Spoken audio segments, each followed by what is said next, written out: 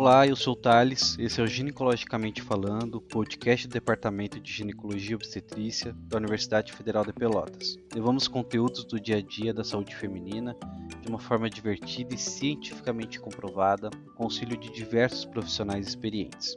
Como informado semana passada, o assunto de hoje foi dividido em duas partes. A primeira, a qual abordamos a suplementação pré-concepcional, e a segunda parte, no caso de hoje, falaremos sobre a suplementação durante a gestação e aleitamento materno. Da mesma forma que a suplementação pré-concepcional, a suplementação gestacional e no aleitamento materno é um assunto pouco abordado, embora muito importante. Você sabe o porquê da necessidade do ferro e dos demais nutrientes para a gestante? Sabe que devem ser suplementadas na quantidade e no momento adequados? E também tem os efeitos do ômega 3 para o desenvolvimento fetal. Será que é possível deixar o leite materno mais nutritivo do que ele já é? É indicado? São várias perguntas e muitas dúvidas que não acabam mais.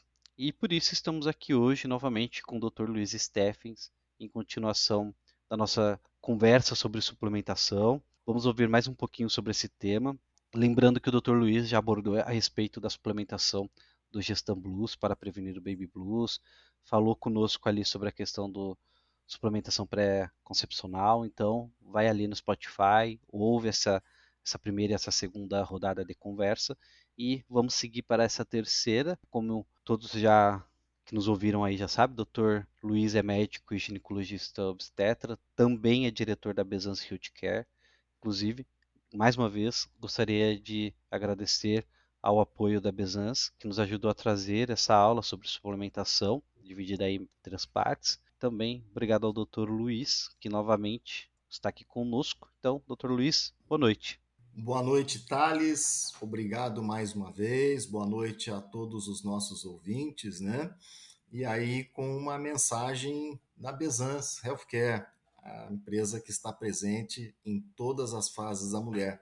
Falávamos no último episódio do Ogestan Pré, falamos num episódio anterior do Ogestan Blues, e vamos discutir um pouquinho mais do Ogestan Gold hoje, né, Thales?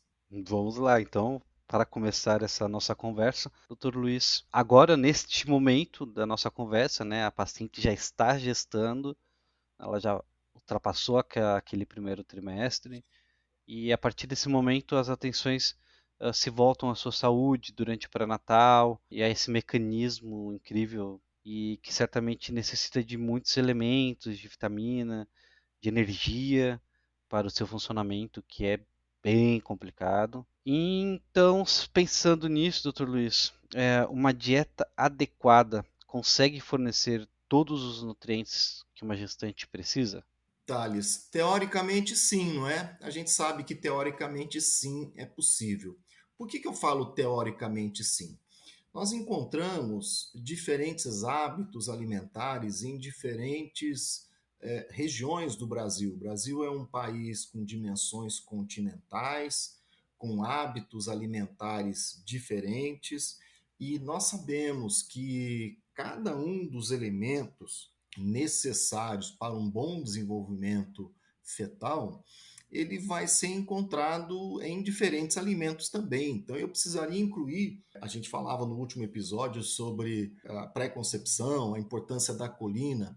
A pessoa tem que comer ovo, e tem gente que não come ovo, e vai por aí afora. Então a gente sabe que existem gostos, existem hábitos, e além de tudo, existem hábitos nocivos à saúde, que é o sedentarismo.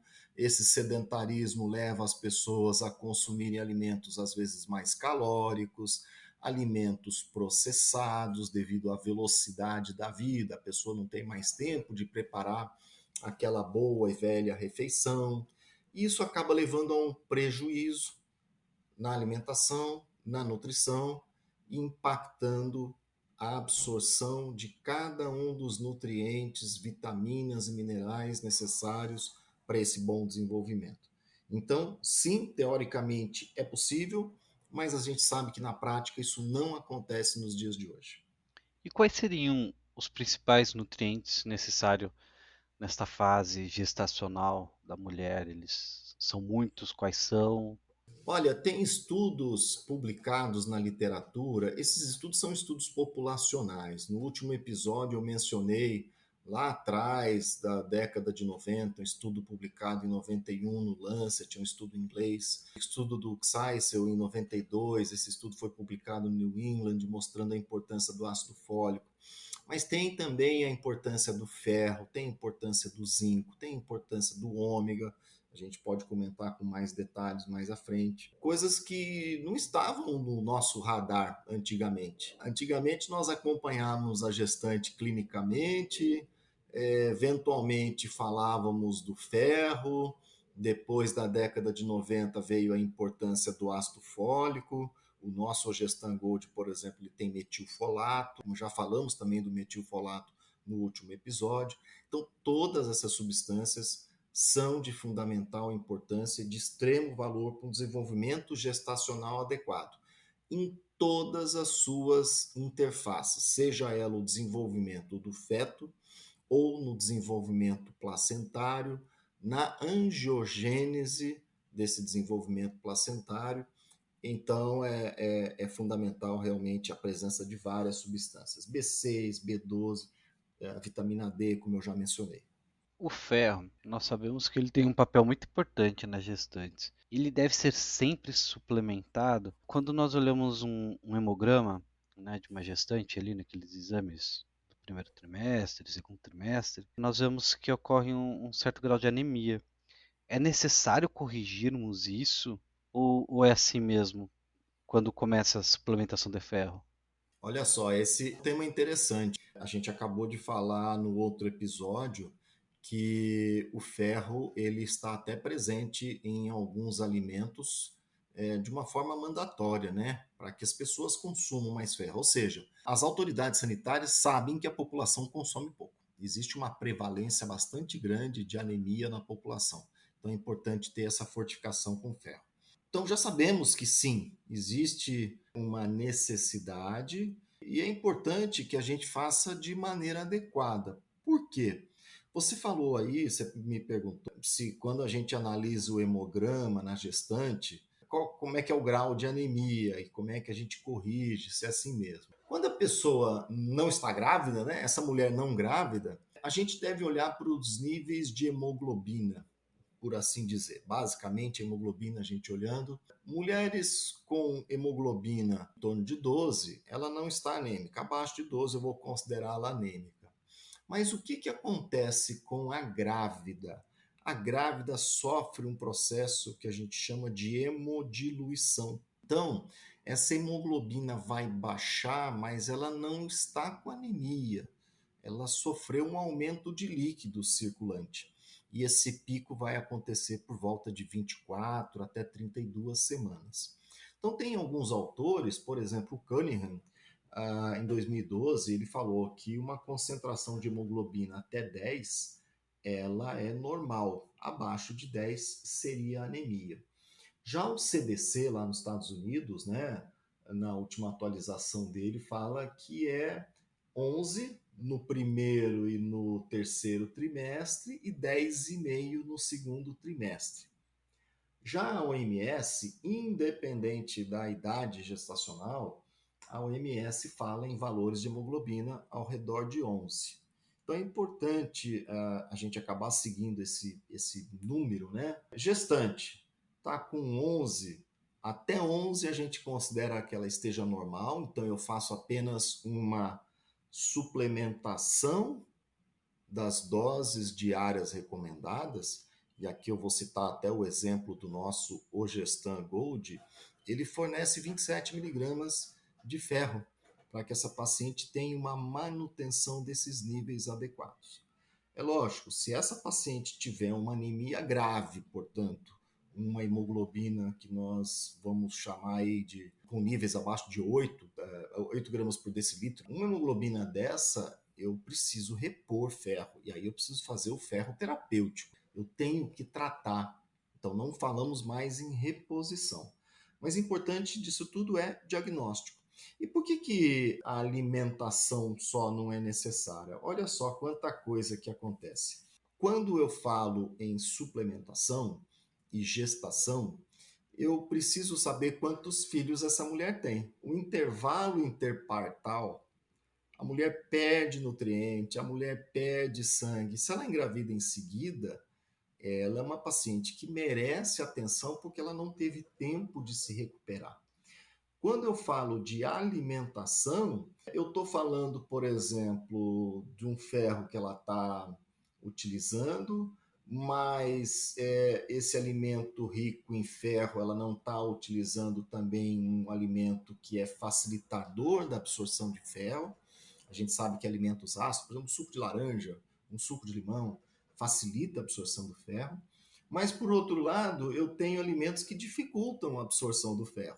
Digamos que essa paciente resolveu fazer uma alimentação mais saudável, começou a consumir mais soja, porque tem menos, porque não tem colesterol e assim por diante. A soja prejudica a absorção do ferro. Olha só como é importante o equilíbrio quando falamos em equilíbrio na alimentação. E também precisamos analisar se essa paciente não tem uma anemia por deficiência de folato. Olha só o folato aqui de novo. Ou então uma deficiência de vitamina B12. Olha a importância de outras vitaminas que você perguntava anteriormente aqui. Então, quando falamos em suplementação, é importante, de novo, uma análise criteriosa dessa gestante, dos seus hábitos alimentares, dos seus níveis de B12, eventualmente de folato, para que a gente possa fazer uma suplementação adequada. E como eu mencionei, o Ogestan Gold, por exemplo, ele fornece 100% da IDR para essas pacientes, né?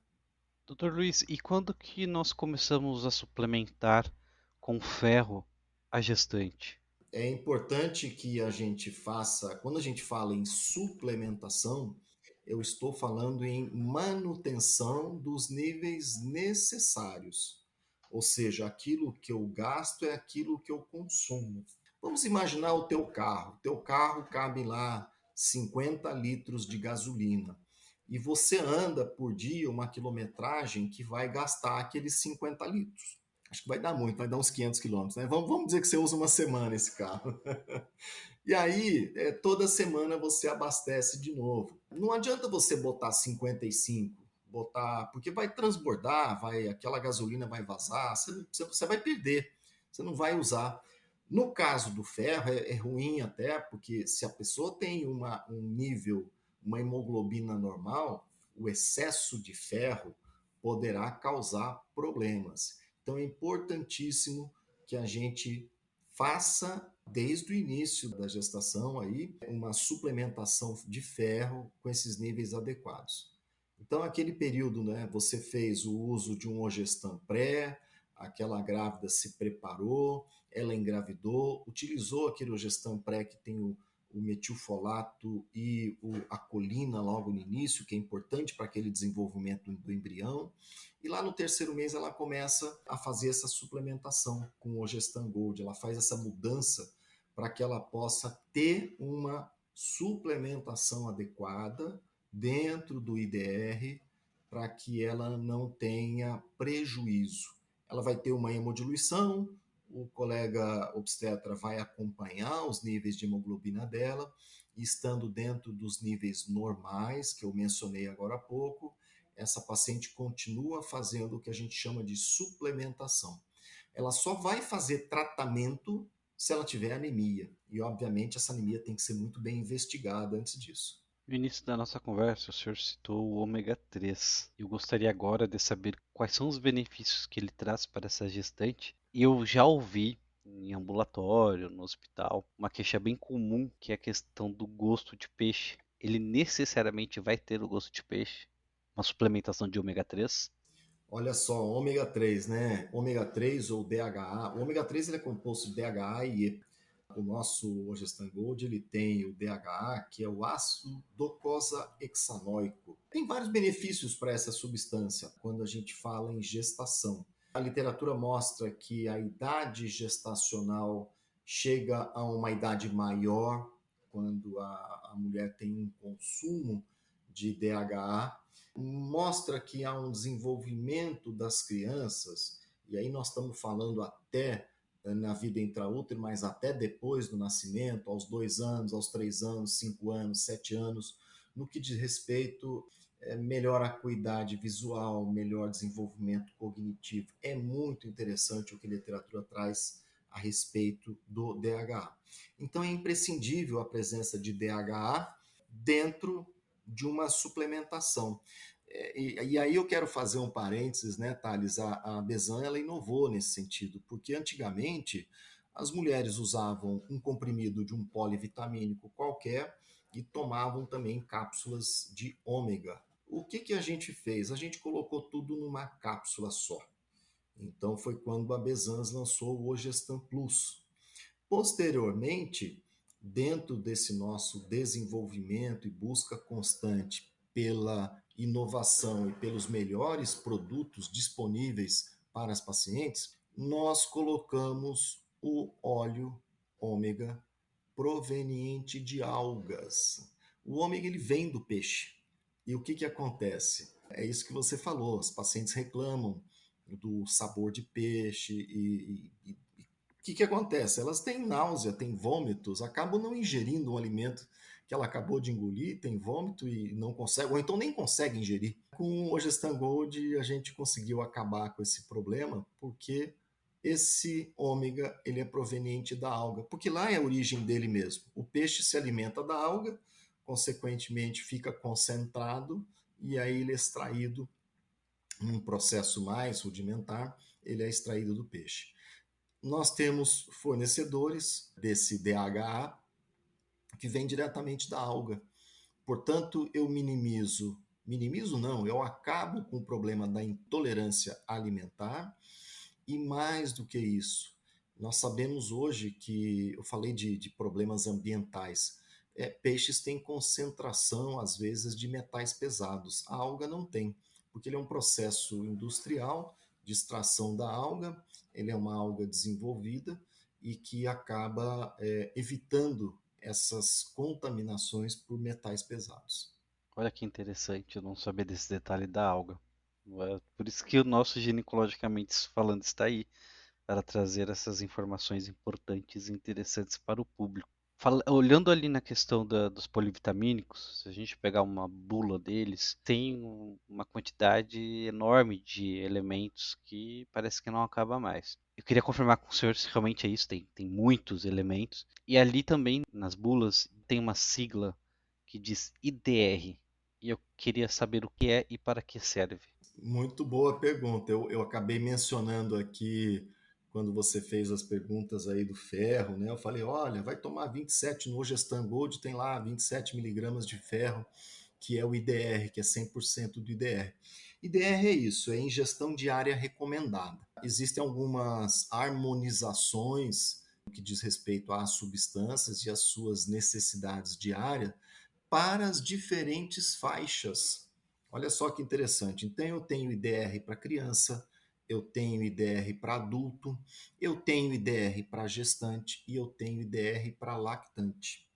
Então, quando eu falo que o Ogestan Gold ele tem 27 miligramas de IDR, né, que é 100% de IDR, é que é 27 miligramas é 100% de IDR para gestante.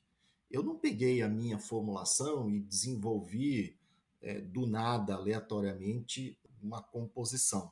Ela foi pensada de maneira racional, com base em evidências científicas, mostrando o quanto que eu tenho que ter de cada substância dentro de uma formulação, ok? Então é importante que seja feito sempre uma análise de quanto que existe de cada substância nesse rótulo, nessa rotulagem, como você falou. E o Ogestan Gold atende não só isso, né, as recomendações principais dos principais elementos e minerais e vitaminas necessárias para uma gestante, como também oferece uma questão cosmética. Eu falei, não tem cheiro de peixe, porque o ômega é de alga, e a cápsula, além de tudo, é pequena. Falei agora que a gestante ela tem uma alteração do seu trânsito gastrointestinal, com isso ela passa a ter mais náuseas, isso é decorrente da progesterona circulante, então ela fica com o estômago mais pesado, mais lento, mais difícil. Nada melhor do que oferecer nutriente em uma cápsula pequena que não tem odor de peixe e que vai proporcionar a ela nutrição adequada daquilo que ela precisa. Mudando a perspectiva aqui da conversa, colocando no ponto de vista da gestante, como ela pode escolher um bom polivitamínico? Boa pergunta, né? As pessoas têm o hábito de fazer pesquisas na internet, né? E acabam caindo, às vezes, em alguns sites que não são muito ortodoxos, vamos dizer assim, né, Thales? Eu recomendo que as pacientes façam a sua pesquisa em sites que são confiáveis, como, por exemplo, o site da Febrasgo, que é a Federação Brasileira das Sociedades de Ginecologia e Obstetrícia. E o que a Febrasgo recomenda? Recomenda o consumo de ácido fólico, de ferro, de ômega 3, dentro dessa suplementação de vitaminas, né? E de acordo com essa análise detalhada dessa rotulagem que eu acabei de mencionar, ela poderá fazer a sua opção, mas mais do que isso, converse com o seu médico, porque ele vai ter estudado adequadamente qual é a melhor opção para que possa ser feita uma suplementação adequada. Falamos agora há pouco, por exemplo, da opção do Gestan Gold, que tem um ômega de alga, a cápsula é pequena, tem todas as vitaminas e minerais essenciais para esse período importantíssimo da vida e com uma formulação que foi cuidadosamente elaborada, de forma galênica, bem pensada e baseado nas evidências científicas que existem para cada um desses elementos. Tem uma dúvida que é bem frequente em nosso meio, que é a questão do momento que devemos iniciar os polivitamínicos na gestante. Por exemplo, ali na questão do ácido fólico, é no início do pré-natal. E o momento da inserção desse polivitamínico? Em que período gestacional ele deve ser inserido?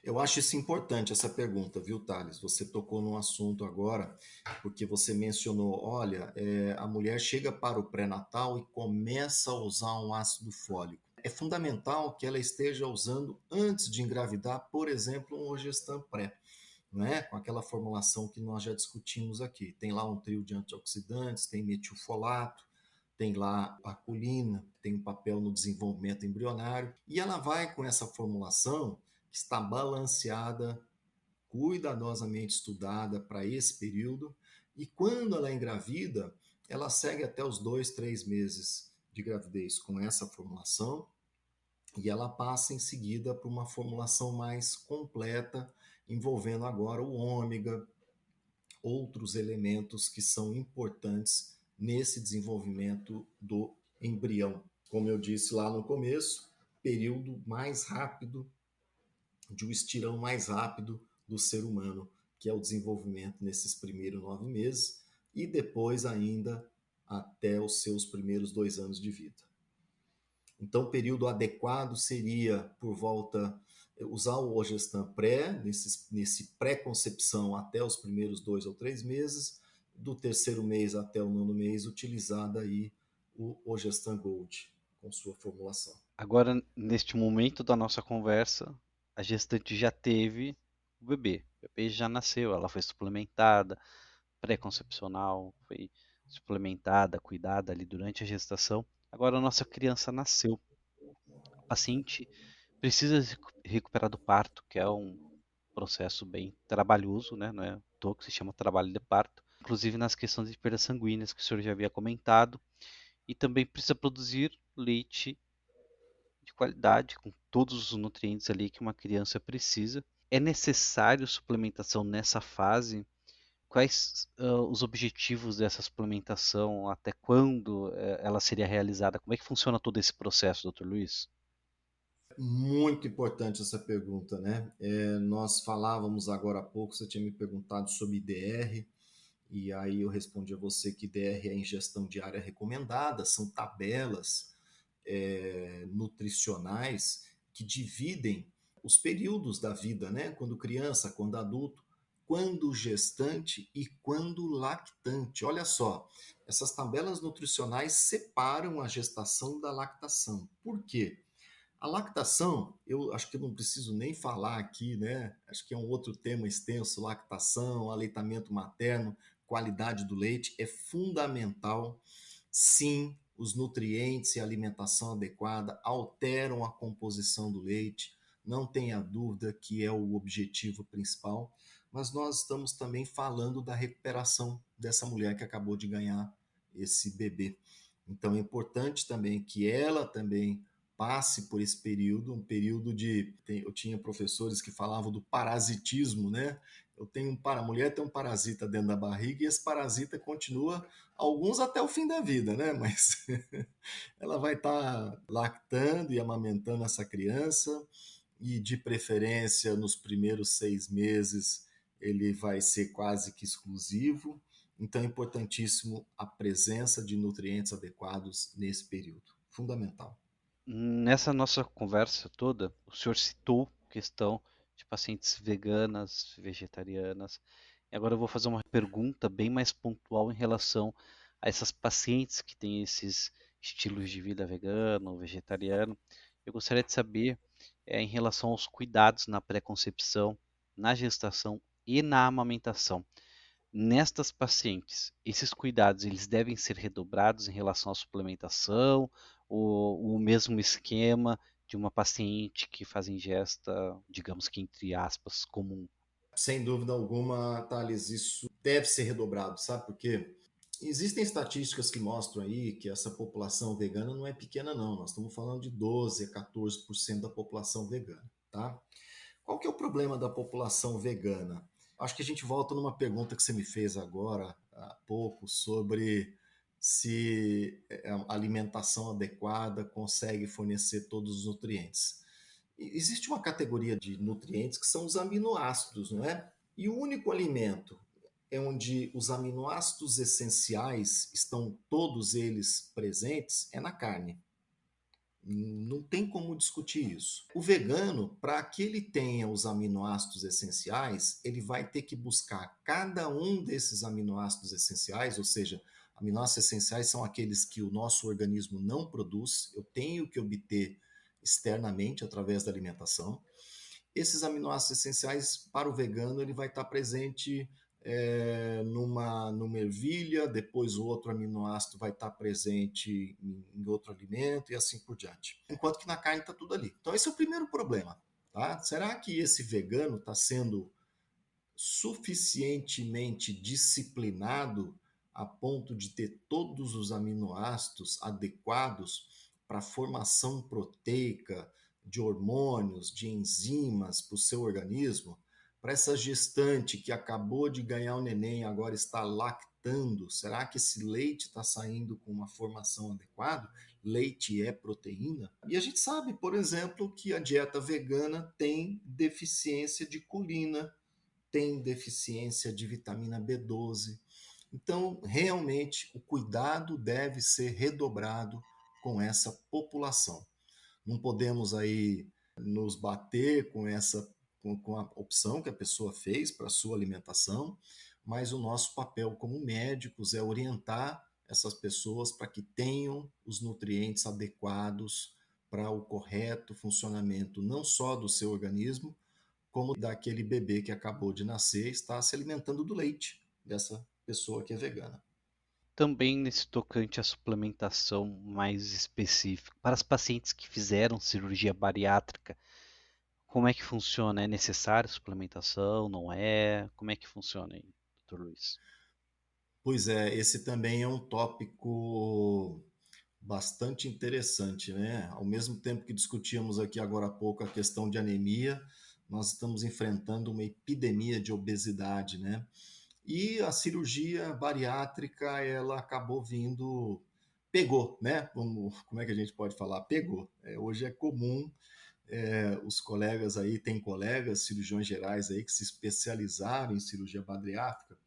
Mas quando eu falo de suplementação, Thales, em cirurgia bariátrica, a cirurgia bariátrica não é única, tá? Existem diversas técnicas de cirurgias bariátricas. Existem reduções parciais de estômago, Existem bandas que se colocam ao redor do estômago apenas para diminuir o tamanho do estômago, consequentemente a ingestão alimentar ela é menor. Aí podemos considerar que não há prejuízo na superfície do estômago, da mucosa gástrica para absorção de vitaminas, mas existem técnicas mais radicais para obesidades mais graves, em que se reduz o estômago, se reduz o intestino e, consequentemente, há um prejuízo na absorção de diversos alimentos e nutrientes. Então, é importantíssimo que esse paciente tenha um acompanhamento nutricional, mas também do cirurgião, né? Por conta dessas diferentes técnicas.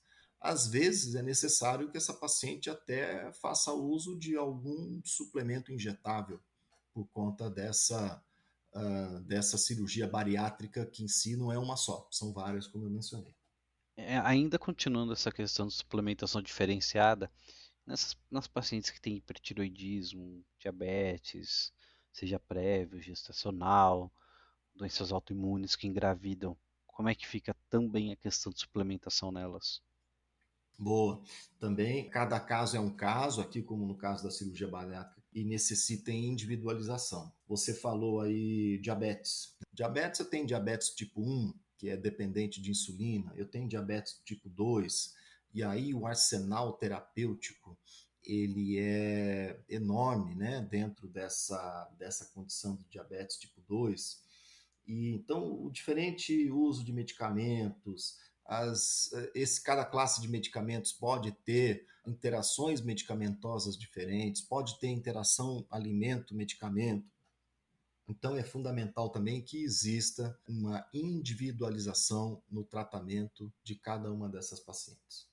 O senhor falou no início da nossa conversa, voltando lá, que a questão de suplementação ela é gigante e podemos falar muitas horas a respeito e o assunto não vai acabar, né? Então fica impossível abordar esse assunto num período curto de tempo, que seja numa aula ou numa conversa aqui como nós estamos tendo. Então eu gostaria de saber do senhor uma mensagem final para as mamães, os papais que estão nos ouvindo, para o público leigo que está nos ouvindo, para o profissional de saúde, o médico, o residente, o estudante. Qual é a mensagem final que o senhor deixa a respeito da suplementação na gestação e no aleitamento materno? A mensagem que eu deixo é uma mensagem um pouco óbvia, viu, Thales? Leve uma vida saudável, consuma alimentos frescos, evite alimentos processados ou ultraprocessados, como nós costumamos dizer. Se você fuma, interrompa o tabagismo. Se você usa álcool em grande quantidade, pelo menos diminua a ingestão dessa quantidade de álcool. Pratique exercício físico. E se você já está fazendo tudo isso e ainda você precisa de uma suplementação, saiba que a Besan está ao lado da mulher em todas essas fases, oferecendo suplementos racionalmente pensados, cientificamente pensados, para atender essa fase importantíssima na sua vida, que é a geração do seu filho. Muito obrigado ao tempo que o senhor dispôs aqui, conversar conosco nessa conversa ampla sobre suplementação. Gostaria de agradecer também a Bezans. Gostaria de agradecer a vocês que estão nos ouvindo. Lembrar que nós temos o nosso Instagram, o @ginecologicamente falando. Ouçam os nossos episódios no Spotify, ou seja, na plataforma de streaming que você tem. Nos avalie. E aqui meu agradecimento final ao Dr. Luiz, que nos prestigiou com essa quantidade de informações de qualidade importante. Muito obrigado, Dr. Luiz. Muito obrigado aí aos colegas, estudantes que nos escutam. Quero deixar também uma mensagem final para vocês. Não menosprezem a prescrição de polivitamínicos, tá? Às vezes a gente quer deixar aí a medicina como sendo só aquilo dos remédios mais complexos, aquilo que é doença, mas tem muita ciência por trás desses polivitamínicos. Estudem, leiam a respeito. Esse é o meu recado para vocês. E muito obrigado por me terem convidado para participar desses episódios. Um abraço a todos. Obrigado, Dr. Luiz. Nos Vemos na próxima terça com um outro episódio e um outro tema. Boa noite a todos.